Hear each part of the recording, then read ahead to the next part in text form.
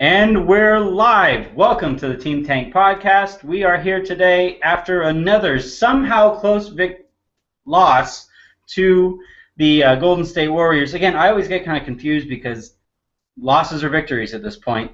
I have no idea how that was close throughout the whole game. We have with us today, we have a very special guest, Elizabeth Benson, who is currently writing for Sports Rants. Elizabeth, what happened there? I have no idea how that was close. Well, if you basically look at it, I think Golden State shot under 26%, I think what it was, from the three-point line. That's rare for them, you know. And I think they were just going through the motions of the game. They expected it to be an easy win. And so did I, so did most others. So I think that, Lakers shot pretty well from three-point range and from field goal, and it was pretty even effort offensively. But at the end they were able to pull it out, and I'm talking about a tank win. There you go. See, it gets confusing, doesn't it? Yeah, I mean, losing is winning. But some, of course, Wes Johnson, of course. Thanks, Xavier. We have also with us today, we have our resident Smurf, Gary Kester. How are you doing, Gary? Pretty good, even though you just, that shot hurts deep. That one hits hard. When you wear an ugly shirt like that, you walk into a comment like that, so. And there comes Ryan Calipari to the rescue there to make Gary feel all the better. Ryan's freaked me the hell out because he popped onto the podcast today with a Raiders thing in his background. Fortunately we were able to correct that. There's a Lakers one above it. Yeah. Well, all right. At least the Lakers are on top. We can deal with that. I can't. You go to Arizona. I can't knock you for bad taste, I guess. Yeah, there you go. So we're going to stick here with Ryan. We haven't played this game in a little bit. This is our Lakers song game, not very well cleverly named. Ryan, go ahead and throw that out there for people. All right, yeah, so usually, like, after every game, well, not every game, we used to do it almost every game, but we pick a song that basically represents how the game went, and we'll start off with Gary since he looks focused right now. All right, well, my song is Don't Worry, Be Happy by Bobby McFerrin because personally I wasn't really worried that we would win this game, even though it was like tied with 4 minutes left. It reminded me of those games back when we had like Kobe and Powell where we play a team at home that we should beat and we just kind of coast through like the first 3.5 quarters and then just turn it up at the very end and just pull away. And that was just kind of how I felt. It was like, yeah, we're competing and Golden State's just kind of sleepwalking through this game, but they'll wake up in time and they'll beat us. So it was just one of those games. Hard to argue there, right? Elizabeth, you want to go next? Okay, so I'm going to do a little bit different spin on this. I'll do it from a fan's perspective. Song I'll choose is God Give Me Strength. Also, and then from the team's perspective, I'll go the theme song from Lost. Yeah. This is my suggestion for you guys. For your like official theme music, you guys should have Waiting for the End by part. Oh, that's the end can't come soon enough, right? We only have 16 games left, I think, right? 15 or 16, I remember. I'm terrible at math. I was an English major, so I'll ride with the business major here. I think I don't know. I know there's a month left or whatever. I can't. Yeah, 16 left. 16 left. Yeah. All right. I guess it's my turn. Here we go. So for my song, because portions of that game and the stats from that game and everything were fairly drunk, my song is called "Save Water, Drink Beer" by Chris Young. I had no idea what was going on for portions of that game. It took what was it, almost 20 minutes for Steph Curry to score today. Even and it's not like Jordan Clarkson. He is a little longer. He's pretty athletic, but he's not. He's no Tony Allen. Who? Oh, all right, Ryan's on twice. Yeah, I just got disconnected. Oh, no worries. But we have, it was just a weird game. Like Gary said, it was close throughout the whole game, but you never quite felt like the Lakers were actually going to lose. And then, of course, when the Lakers were down by 3 with 3 seconds to go, our tank lord and savior Wesley Johnson had the ball knocked off him by Draymond Green on the sideline. It was phenomenal. There are just so many great pun opportunities there. Just West LOL Lee Johnson is my go-to there. Ryan, I know you didn't want to come up with a song, but I don't care. You like Aaron Carter as your favorite artist, so what do you got there? Oh, man, putting me on the spot. I'm gonna have to go through all my Aaron Carter songs real quick. In a second. I have like extensive lists of them, so it's not gonna be easy. Okay, let's see. It's like he has so many diverse titles that it's just not easy to sort them. Uh-huh. I would say his song "Leave It Up to Me" because as bad as the Warriors played, I should say, the Lakers between Wesley Johnson and Boozer was awful today. Just leave it up to those guys.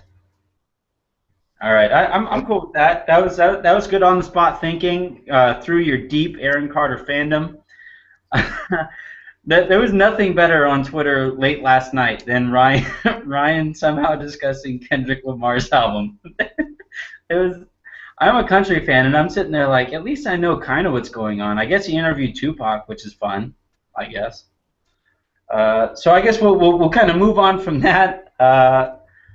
Ryan coming to the rescue with Aaron Carter.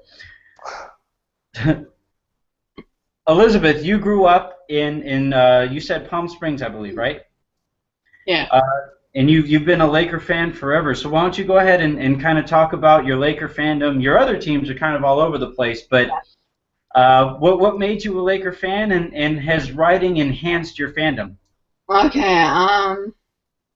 What was the second part? The second part was what if because you've been writing, you wrote for Laker Nation before, Wow. and if that's enhanced your fandom or made it a more pleasant experience. Okay. Yeah, I've been like a fan since as long as I remember. Really, so I remember I was technically around for the Showtime era, but I really don't remember, have my own personal memories from it. So basically, I remember the league when Jordan took over, and it was, the Del Harris years. And, yeah, and but I was so young that I didn't even now I would cry over it, but I didn't care back then. It was just I wanted to see them play, and that was it. And loved Eddie Jones, Ethan Exel, and I thought they were great, but whatever. They weren't that great looking back on it now, but what are you gonna do? That was one of my favorite eras of the Lakers. Was that whole because at least you kind of saw where they were going, back then. And Eddie Jones and Nick Van Exel, people forget how much fun those guys were to watch. Yeah, I really can't count Steve Nash as one of our point guards because I don't think he put enough time in to do that, and it's not his fault, because of injuries. But we haven't had a point guard like Nick Van Exel, since that time. Dirk Fisher was more of the triangle guy, and he wasn't that could only go so far, and the triangle worked perfectly for him, so. But that was the era that I grew up in, and just continued been a fan, even though I moved to Arizona in high school, and it increased each and every year I loved the team. Were you in Arizona while the Suns and Lakers rivalry was kind of budding there? Yes, How was that that? was because that was before. When did League Pass officially start? Ooh. That was it was like right after that era, I think. Yeah, it was. I don't remember it being available or anything. So Hmm. I pay attention to the Suns because that was being broadcast every night, and they were a fun team. It's undeniable. Uh, Hmm. yeah. But yeah, those were some good games. My favorite though is probably the Sacramento games at the Oh, early. those are fun. Those were I love those games. I You- think Doug Christie. I just hated him. Yeah. It's crazy. I mean, Doug Christie, people forget he was a Laker before he was a King. Yeah, like that. Like people look back on that like, man, I hated Doug Christie. Yeah, They completely forget that he hated the Lakers after having played for the Lakers. yeah, It made it even worse. yeah. Yeah. I remember when I was little, I collected basketball cards. I have his Lakers basketball card. You know, oh, there's evidence that he was Laker, but yeah. And there he was fighting Rick Fox in the tunnel. Yeah. Do you have a favorite? Do you have a favorite Laker moment that you can point to? You know, a single moment or like a game. Either or. Like for me, my favorite moment of all time was when Ori hit that shot against those Yes, Kings that because was great. my Um, yeah, I love the Portland, the alley-oop from Kobe Dean. that's Um, just because it was both of them, and it kind of like epitomized that era of because to me, Michael and Scotty are probably the best duo to ever play, but Are you talking Shaq. about other than Kobe and Shaq? He's saying other than Kobe and Shaq. Well, no, I think they're the most dominant, but overall, I think the best was Scotty and Yeah. Michael. Probably because they had more years together, but you know, Yeah, I would say if and that's the most frustrating aspect of that though, right? That if Kobe and Shaq had not been tremendous a-holes, that you probably would look back on those guys as the greatest duo of all time.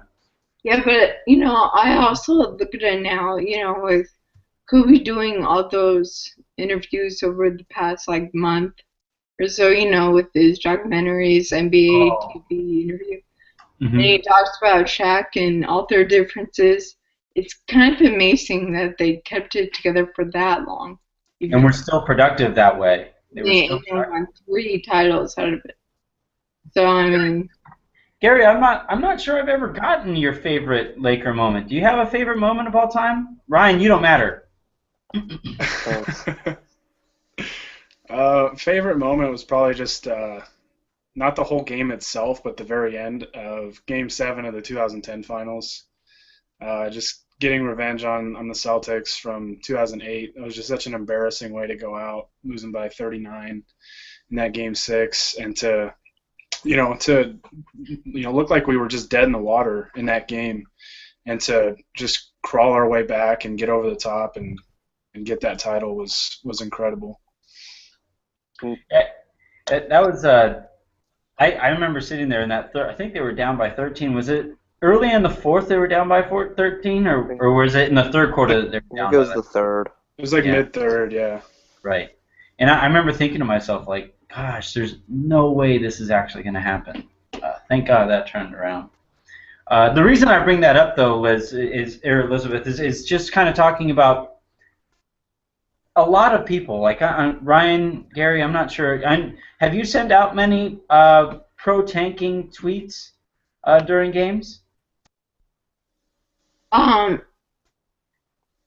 I don't know about during games, but I've always like, whenever we lose, I mean, I tweet out that Tank rolls on hashtag. So I Right. mean, I support it, but it's tough, It is. to really I- be okay with your team losing, Yeah. and root for your team. But I mean, that's the reality of it right now. Well, So, and like that's why I like to ask people who come on here that what is your favorite moment growing up? Because a lot of times, I mean, I got it a little bit today at the very end of the game. Like, oh, I bet you're really happy that Wesley Johnson's terrible. I'm like, yeah, I am, because that means he's not going to be on the Lakers next season when they potentially draft somebody at his position. Stanley Johnson, looking at you. Um, so it's just it's tough. It is. I can totally relate to what you're saying when you say, yeah, it is hard to fist pump after Golden State wins a game, and you sit there and you say, gosh, I hated Golden State growing up. Those guys were the little sisters of our division there for a while, and now they're great. And there's nothing we can do other than hope that we lose to them to get a high draft pick, and that's the situation the Lakers kind of put us in. Well, that's why like next year is going to be interesting for that reason because it's like this basically the last a year and a half I've been rooting for the Lakers to lose, and it's like next year like if we I'm assuming we keep our pick, we're gonna have to root for them to win again. I feel like it's gonna like take the sting out of losses that used to like 'cause I used to hate losing. Now that I feel like losing's not even gonna be a big deal, which hopefully that's not true. I don't know. I think just as because Elizabeth, you can weigh in on this too. But like I was talking when Mark Gonzalez was on a couple days ago or a couple shows ago, and it's almost like this superiority complex that Lakers fans or Lakers and the Lakers fans have, where it's like if we're gonna tank, we're gonna be the worst effing team out there. We're gonna do that, great, because we're so competitive about that aspect of all of basketball. And once we are trying to win again, I bet you'll see a lot of people living and dying with every win and loss. What do you think, Elizabeth? well, I mean, I think it will come back quickly. That, because I mean, I still hate to lose, even though I want them to lose, right now this season. I still hate it, you know. But so I think that'll come back pretty quickly if we can draft, and pick up maybe a max, and then like a mid guy, Hmm. free agency. But I mean, I don't think it makes us bad fans for saying, Do you? want them to lose or anything. We're just seeing it as a way to rebuild, as soon as possible. It's a faster way to rebuild. Mhm. And, without having to wait for Kobe's contract to come off the books. And, to attract free agents, because free agents will look at, okay, you got Julius Randle and whoever, we hopefully draft in, a hopefully healthy Kobe Bryant, and it's still LA. So I want to go there. Do you have somebody at the top of the draft that you really have your eye on? It depends on where we pick. If we go, well, all right. If a miracle happens and we're number one, where would you go? Towns. Towns? Yeah, Yeah. same. Man, it's crazy how he passed up Jahlil Okafor. Yeah. I mean, I'm just afraid of his defense. yeah, yeah. Of course, I mean, I don't know. I mean, if you had the number 2 pick and it was like, Towns are taken, of course you take Okafor. Hmm. I mean, I think it's a no-brainer, but I think it's going to be best player available. Yeah, I mean, honestly, just the biggest thing is get somebody. Get somebody, and that's what all this is for here. Where we're hoping to lose, and all the articles that are written about why didn't Jordan Hill get traded? Why is Carlos Boozer still on the team? Why is Jeremy Lin on the team? Why are these guys still on there who could potentially help the Lakers win a couple games?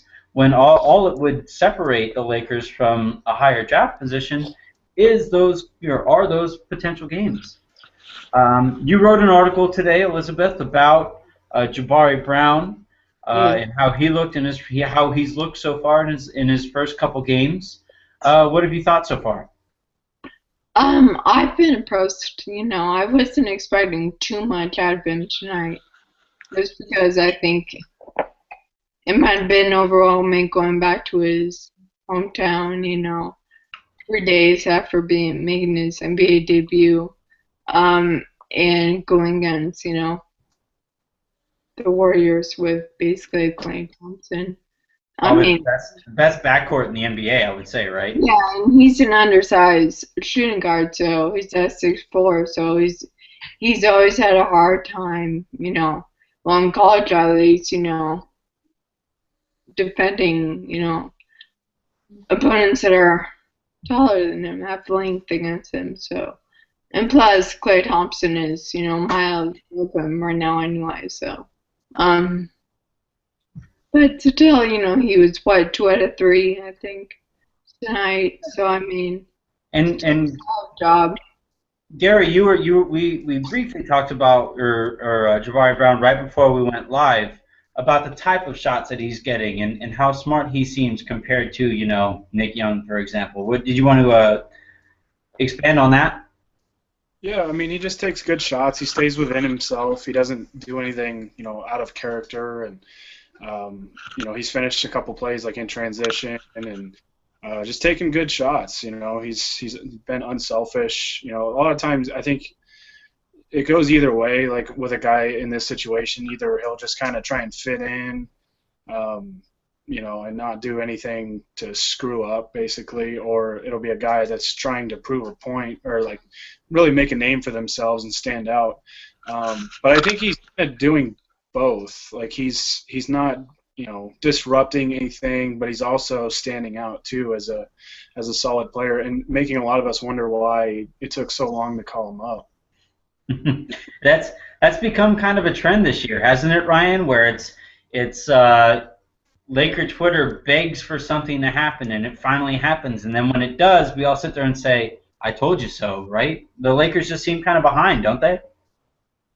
Well, yeah, it's like the whole time when Ronnie Price is playing, or even like the first couple games after he got injured, and we had an extra roster spot, we didn't use it. Or earlier in the year, I think it was when Nash got injured, we had an extra roster spot, we didn't use it.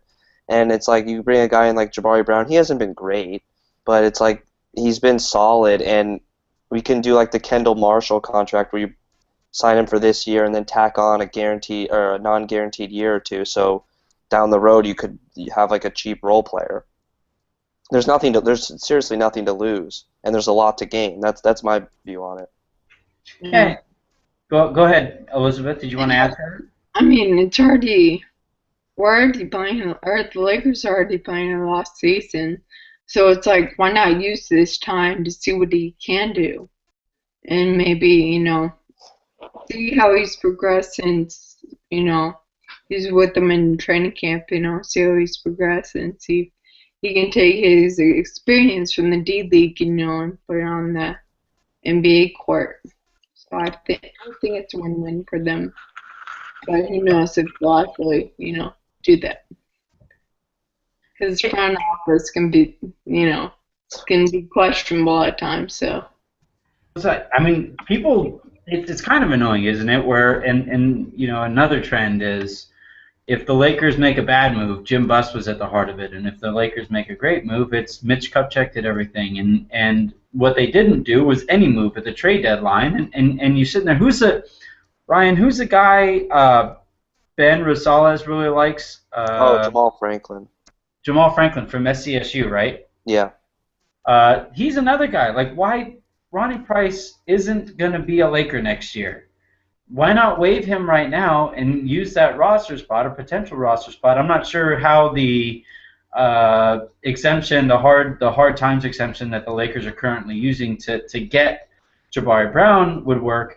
But why not bring in a Jamal Franklin and see what they might have there? He'd have to be better than Wesley Johnson, you would think. And he's somebody who might actually be on the Lakers next season. Gary, have you watched Jamal Franklin play much? I haven't gotten a chance to see him really much at all, but I've seen like some of the numbers he's put up, and he's put up some impressive stat lines. So obviously, he's performing extremely well. Which with the D League, you kind of have to take with a grain of salt because there's guys that put up 50+ point games that have no business being in the NBA. Like for me, since I live in a city that has a D League affiliate, I actually saw Terrence Williams, I think. He was playing for the Defenders last year, and he put up like 51 points on the Idaho Stampede. And it's like that guy, has no business being in the NBA anymore, but he can go put up big numbers like that. So with the D League, it's tough because really no defense is played in that league. But yeah, like I said, just take it with a grain of salt. But obviously, if he's consistently putting up numbers, then he's got some skill to his game. We'll kind of expand on this in a bit, but with Jabari being as impressive as he's been, and his college roommate and best friend, did you guys read I believe it was SB Nation, or it might have been Bleacher Report, but there was a story about their friendship, Jordan Clarkson and Jabari Brown's friendship, having to do with their fathers, I think, received cancer diagnoses right around the same time. And they become like, brothers essentially because of that experience. Did you guys read that article much?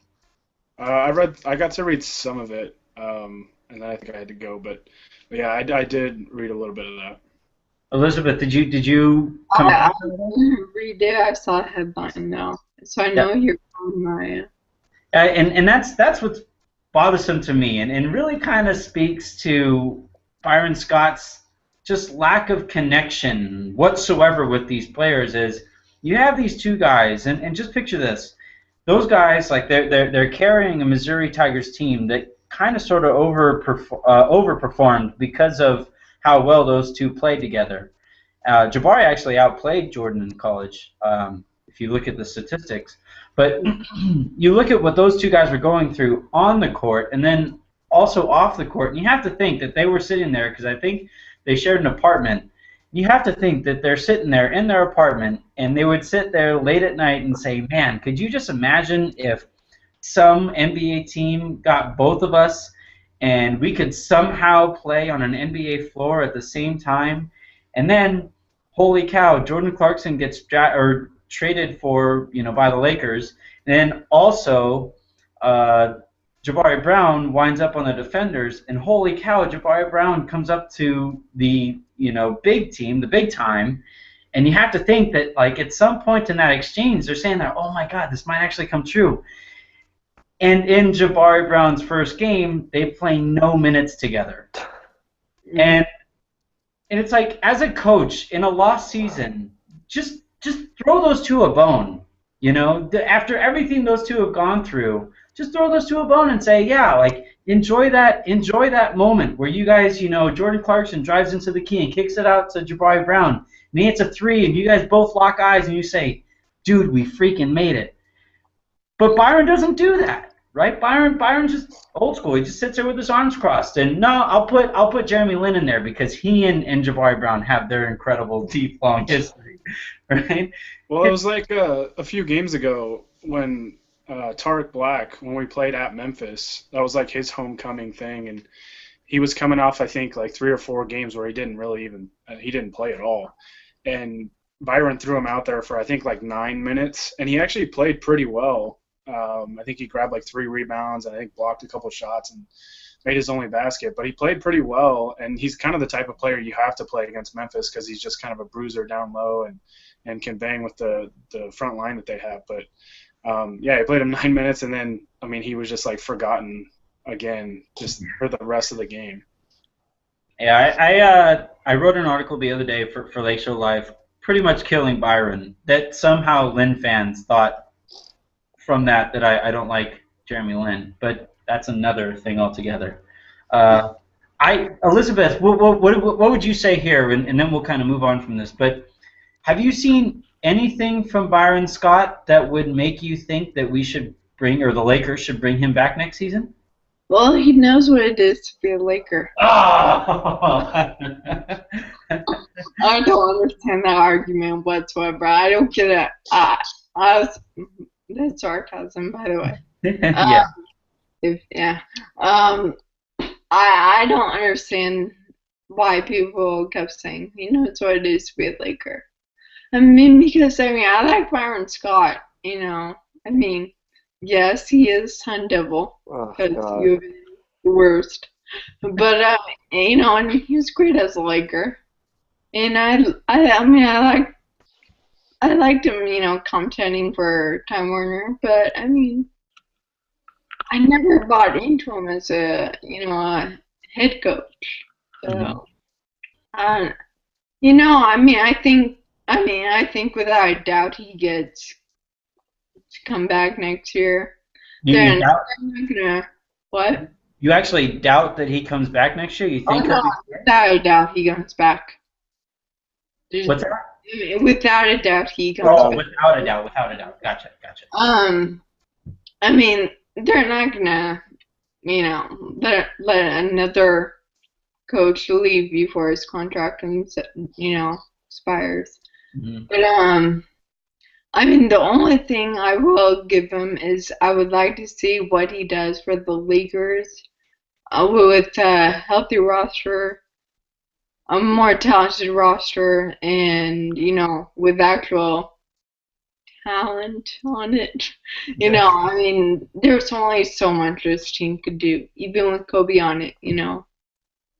Yeah. So whether they're actually tanking or not, I mean, there's only so much that this roster can do by itself.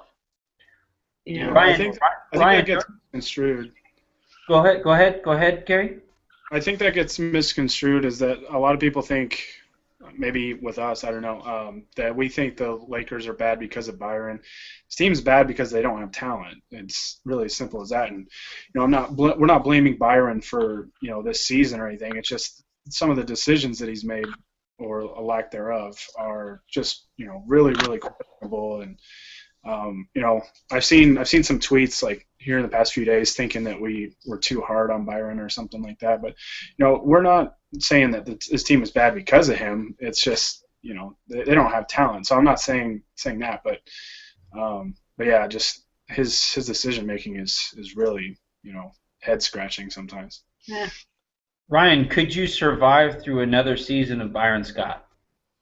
If we keep the draft pick, yes. Otherwise, no. But I will say one thing. I will give Byron credit if it's even because of him. But that somehow this team is competitive with any team that they play, whether it be Golden State on the road on the second night of a back-to-back or the Knicks. Like no matter which, obviously that's embarrassing. But somehow, like this team is always in close games, and it just for this season at least, it drives me insane. But you have to give them some credit because this team does compete and they actually keep the game close somehow. Yeah, I mean, I think there's also a narrow line there between is it them competing with the team or the team they're playing against playing to their level, or are the players playing for contracts, which is certainly the case too, or are they playing because they want to play hard for Byron Scott? Like it's probably a combination of both, but.